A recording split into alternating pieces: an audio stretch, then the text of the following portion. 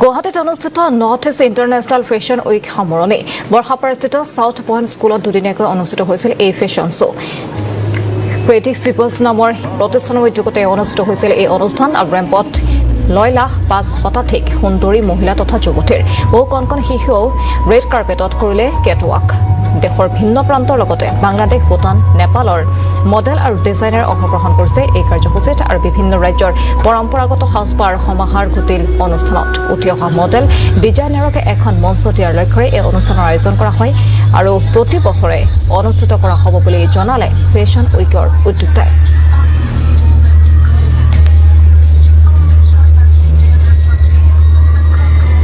program হয় আইনে এবাৰ এইটো 8th season celebration কৰি আছো আৰু this is a platform মানে মই 2015 start কৰিছিলো আৰু you know every year it is growing and growing প্ৰথম আমাৰ ইয়াতে অসমৰ পৰাই জয়েন কৰিছিলে কিন্তু লাহে লাহে everywhere from north east পৰা আহিছে আমাৰ তেনেকা তেতিয়া টাইমত এটা এনেকা ফেশ্বন ডিজাইনাৰ কাৰণে কোনো প্লেটফৰ্ম নাছিলে so লাহে লাহে মই দেখিলো কি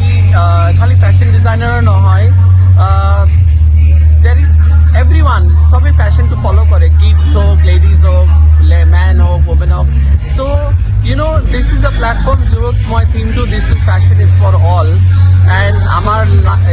joakali show to first din asil ar aji second day joakali ami freshers cater korisilu ar aji we have all the professional show and this is all about it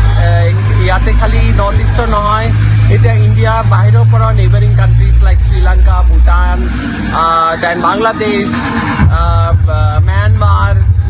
তাৰ পৰাও designer আহে এইটো participate কৰিবৰ কাৰণে north east international fashion week है मैं पहली बार participate कर रही हूँ और बहुत अच्छा लग रहा है इंटरनेशनल शो है